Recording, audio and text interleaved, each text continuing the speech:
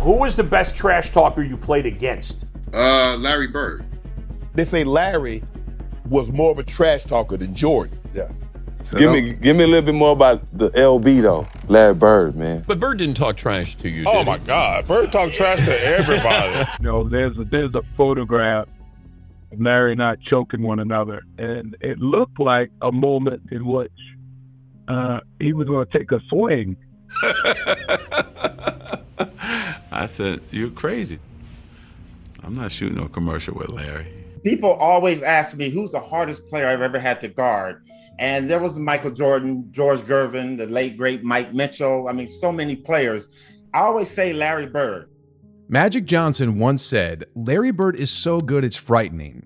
And today, we're peeling back the layers of that fear to uncover why NBA legends confess that Larry Bird was nothing short of a basketball god. But there's more to Larry than scaring the living daylights out of Magic Johnson. The hick from French Lick wasn't just a master on the court, he was a psychological chess player.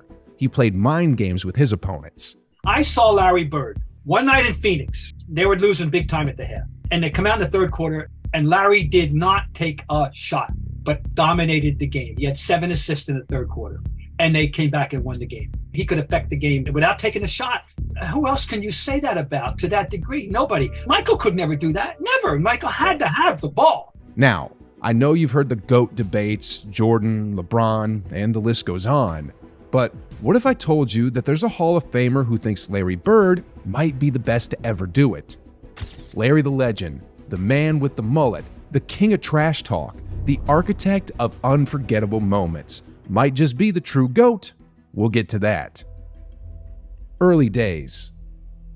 Born on December 7th, 1956 in West Baden, Indiana, and raised in the basketball crucible of French Lick, Larry Bird's roots were as humble as they come. His high school stats read like video game stats: 31 points, 21 rebounds, and 4 assists per game. And no wonder he earned a scholarship to Indiana University. But life on a sprawling campus of 33,000 proved too overwhelming for the small-town kid. After less than a month, Bird found himself on a U-turn back to French Lick. Larry, at 17, was just a homesick kid navigating a sea of confusion. He later confessed, "The school was just too big. I was a homesick kid who was lost and broke." Bird decided to take a break from basketball and work for the municipality. He cut grass, painted benches, striped streets, and even drove a garbage truck. A far cry from the glitz of college hoops, but he wasn't done dreaming. He enrolled at a local junior college, briefly, before committing to Indiana State in 1975. His message to his garbage truck crew? "I'll be back, and I'll be the boss." But life threw him a curveball. In that same year, his father took his own life. It was a gut-wrenching blow that would have shattered most, but Bird found solace on the court. After taking a season off as a transfer, he scored more than 30 points per game in his first 2 years at Indiana State. As a junior, he earned All-American honors. Now, despite being a college sensation, Larry wasn't a shoo-in for the top NBA picks in 1978. Not first, not second, not even third. It took until the 6th pick for the Boston Celtics to roll the dice on Bird, hoping he'd sprinkle some of his Midas touch on the struggling franchise. Bird, armed with a 5-year, $3.25 million contract, entered Boston with skeptics questioning if he was worth the investment. Spoiler alert, he was. "No matter how good I am, I'm still just a hick from French Lick," he humbly declared. But those doubted him were swiftly silenced. In his rookie season, Bird orchestrated a Celtics revival. He took a lackluster 29-53 Boston Celtics squad and turned them into a 61-21 powerhouse. That's not a rookie season. That's a rookie resurrection. Oh, and did I mention he did this while battling what some in the NBA called white man's disease? A supposed inability to jump high. Now, we all know Larry was a breed of player unlike any other, standing tall at 6'9", with passing skills and court vision that left fans in awe. And let's not forget, he was one of the pioneers of the three-point shot, making it rain long before it became the norm. But here's the twist. There's another player, Oscar Schmidt, who mirrored Bird's game, albeit on the international stage. Schmidt is hailed as one of the greatest international players of all time. He is the Olympic scoring leader with over 1,000 total points, and that's no small feat. Let's rewind to 1992 in Barcelona, the stage for one of the most iconic matchups. Schmidt, representing Brazil, faced off against Larry Legend and the legendary US Dream Team. It was a clash of the titans. But fast forward to 2013, and Larry Bird had the honor of welcoming Oscar Schmidt into the Basketball Hall of Fame. And even before uttering a word about his storied career, Schmidt drops a bombshell of admiration for Larry Legend. He declared, "It's too easy to have Michael Jordan and Kobe Bryant as an idol. The guy flies around and does whatever he wants. It's too easy. My guy doesn't run, doesn't jump, and plays the best out of everybody else. He is here." As the crowd erupts in applause, Schmidt points directly at Bird, emphasizing, "This is my idol, the best player ever, in my opinion." I hate when they compare people to Larry. Yeah. Larry he was a phenomenon. I ain't never seen anybody like him that not super athletic, but he beat you in so many ways. Larry was a quiet guy, and he wasn't like a loud and obnoxious personality, but he had a great sense of humor. NBA revitalization. Before Bird and Magic, the NBA was like that underappreciated band playing in the corner of a dive bar. But the Larry Magic duo cranked up the volume, turned up the lights, and suddenly, the NBA wasn't on the sidelines. It was the headline act. Bird's role in the revitalization should be etched in basketball history. 3 consecutive MVP seasons, unheard of for a forward, Finals MVP twice, first team All-League for 9 straight seasons. Larry Bird wasn't just a baller, he was a basketball messiah. The dude had this magical touch that transformed teammates into champions. His court vision was ridiculous, and his shooting? Ice in his veins. And defense? Oh, don't even get me started. Iguodala, in a rare open admission, declared Bird as the best white basketball player ever. He declared, "Larry didn't have no flaws, and I'm going to go out there on a limb, and this is the first time I've ever said this in an open setting. I'll take Larry Bird over Magic Johnson. He can play in any era." Iguodala believes Bird's game transcends time and borders. NBA, FIBA, ABA, EuroLeague, you name it. He even revealed a side of Bird that makes him even more extraordinary. He said, "The man would tell you where he was going. I'm going here and then I'm stopping right there. That little logo right there. I'm stopping right there and I'm going to pull up." And he would do exactly that. When we talk about Larry Bird, we're talking about a player who terrorized opponents throughout the 80s. The man could dribble and pass like a point guard. But here's a gem from the Larry Bird archives that adds a touch of humor to his greatness. At the height of his dominance, when the media labeled him the Great White Hope, Bird found it disrespectful to be guarded by a fellow white player. Charles Barkley spilled the beans on the Dan Patrick Show, recounting a conversation with Bird mid-game. According to Sir Charles, Bird said, "Y'all got a white guy trying to guard me. That's disrespectful. There's not a white guy on the planet that can guard me." Classic Larry. Competition level. From Isaiah Thomas's Pistons to Julius Erving's 76ers in the East to Magic's Lakers and Hakeem Olajuwon's Rockets in the finals, Bird battled and conquered the best of the best.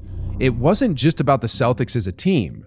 Larry Bird's prowess stood out even among basketball titans. And Larry would run by the bench So the whole bench can hear him. and tell Doug Moe, who was the coach, get him off me. This all you got for me tonight. Like, you got no one else that can guard me. That's exactly what he said. He said, "Hey, Rook, tell Coach Lenny Wilkins why he got this white kid, Craig Elo, guard me." He said, "Yeah, I hope your mom's not watching because I'm about to embarrass you." And I was like, why would you do that? Why would you say that to me? They put him on Larry, and Larry was wearing his ass out. I hope your mom's not watching.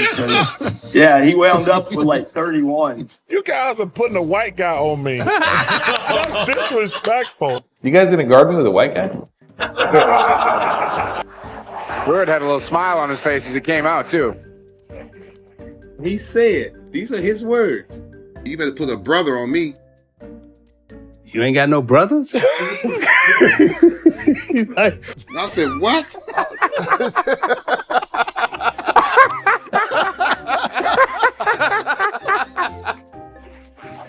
Here's Dennis, gets it into Bird. Larry, a runner. Got it! Ball game's over. Boston wins. Of course, he made the last basket we lose, right? I just started laughing. I had no comeback when he said, Y'all got a white guy trying to guard me. I'm like, what? and I'm sitting there like, I'm laughing in the middle of a game. Don't ever put a white guy on me. I feel disrespected when you put a white guy on me. Let me tell you though. I looked over at Larry, I go, dude, I'm just trying to make a living, all right? Now, let's get one thing straight. Larry Bird's career isn't a stat sheet symphony. He wasn't topping the league in scoring or rebounding, nor was he etching his name into the record books for assists. Yet, whenever the Celtics needed a dose of greatness, Bird delivered like clockwork. But here's the real kicker. Red Auerbach, the sage of Celtics wisdom, knew this all along. Auerbach highlighted Bird's greatness before the GOAT talk began. Bird's greatness went beyond stats, Auerbach emphasized. When Bird had his third consecutive MVP year, Auerbach emphasized to Sports Illustrated, to truly comprehend Bird, do not focus only on his numbers. His presence, his total control on the court truly count. Even on nights when Bird didn't emerge as the stat leader early in the game, he operated on a different plane strategically and mentally.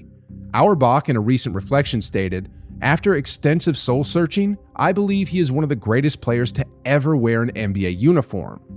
It wasn't about the numbers, it was about Bird's chess-like mastery of the game. Fast forward to today, and the challenge lies in persuading others of Bird's unique greatness. In an era enamored with stats, Bird's impact might be a tougher sell. People are fascinated by numbers, but Bird's greatness goes beyond that. So Michael Jordan in the 80s, the best year that he had was he was the MVP of the league and the defensive player of the year. I believe that was in 88. Yes. We 88. beat them 4-1. I'm going to say that again. 4-1. They won one May game. I respond? And he never beat Larry Bird. He never beat Magic and Kareem. He never won.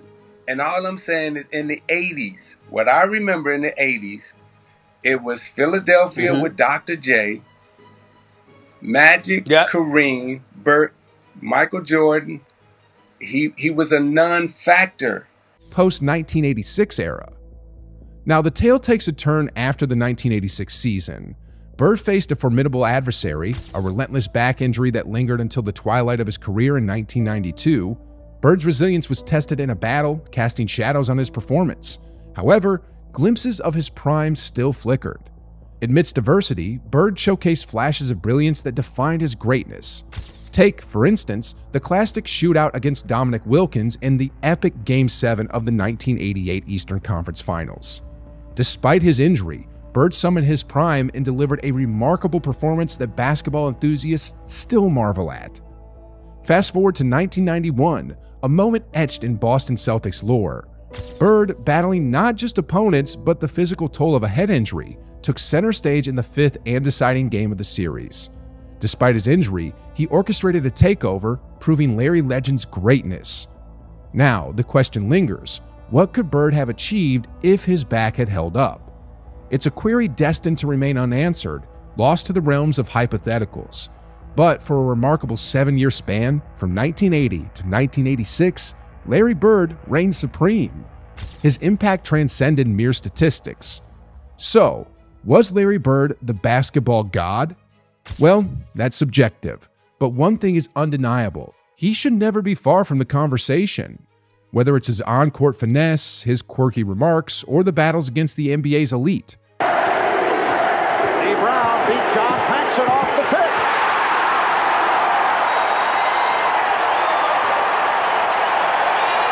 And the second overtime, and that will do it.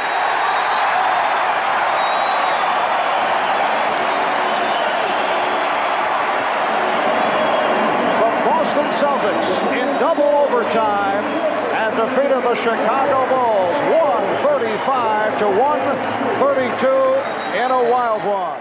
Oh, and speaking of Larry Bird's greatness, make sure to click right over here to check out this video where we break down why Michael Jordan rates Larry Bird over LeBron James. Larry and I were talking. And Michael walks in and he says, "It's a new sheriff in town." And we both hit each other like, well, he's not lying. 10 on the clock. Bird, pick and roll parry.